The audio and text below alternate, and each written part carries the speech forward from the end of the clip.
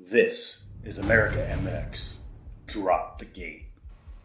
I'm Chris Shigas. Welcome to America MX. Now, our top story. An epic battle by the bay. Jason Anderson and Ken Roczen trade passes on the final laps of the 450 main in Oakland. The track was gnarly. Deep ruts that sent great riders over the handlebars. You can't conquer this track. You survive it. The winner would be the one who had the most guts to send it without making a mistake. The final two laps were breathtaking. On Instagram, Top Step Photography captured Roczen looking over his shoulder at a charging Anderson. Anderson, carrying the weight of the red leader plate, would not be denied. These are the battles champions win. Yeah, the last two laps or so were kind of a blur for me, but if I think about it, we were back and forth and side by side so many times those last three laps. And anytime you felt like you got out front, we both made a mistake. I made a mistake in the one rhythm section and let him get on the inside of me. And then, he made a couple mistakes and let me by. Tough track made short tempers. The unpredictable ruts made passing lapped riders downright dangerous. It's no surprise that frustrations boiled over. In fact, Roczen and Baggett called out lapped riders who wouldn't move off the main line. A couple lappers that played a pretty big role. One of them that probably frustrated me the most was Josh Grant. He just unfortunately didn't get out of the way, and that cost me pretty good. But I think it's more what's the most annoying part is you're leading and you're supposed to, or you have a clear track and then you just get roosted for half a lap. I felt good until we got to the lappers. I was just pacing myself off of Jason. I was right behind him and just kind of.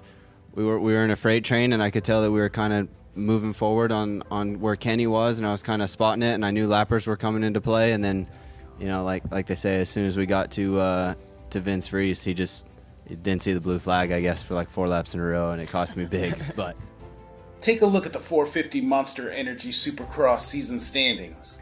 Jason Anderson's on top with 115 points on board his Husqvarna. Ken Roczen's Honda is right on Anderson's fender in the second spot with 100 points.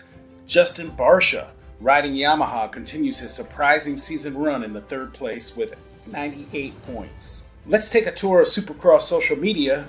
Supercross Live tweeted a photo of the ruts before the race. Which rut would you pick? Hashtag drop the gate. An exhausted Jason Anderson tweeted the photo on Twitter saying, "That was gnarly. Hashtag El Hombre." Ken Roczen posted on Instagram, "I learned a lot last night. Makes me happy." Roczen should be happy. His emotional return from injury this season has him within striking distance of the points and a real shot at making a run for the championship. Tyler Bowers raced with the leaders all night long, but he was one of the many casualties of the track.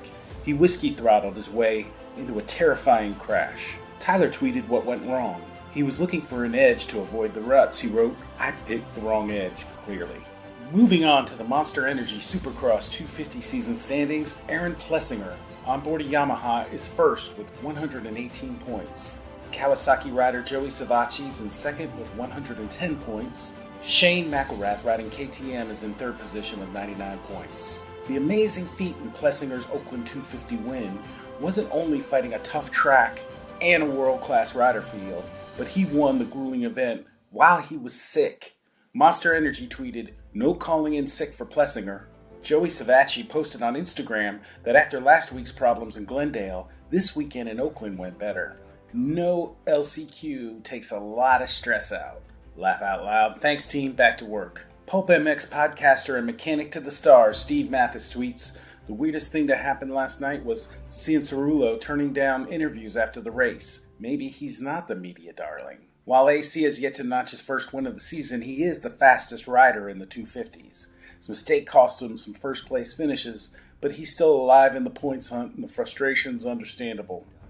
At the speeds he's clocking, there's no doubt AC will have his Kawasaki in the winner's circle soon. Let's take a look at the media headlines around the world of Supercross. Racer X's Jason Thomas has a feature on Jason Anderson's strong start to the season. Are the stars aligning for a championship run? Vital MX, the good, the bad, and the ugly.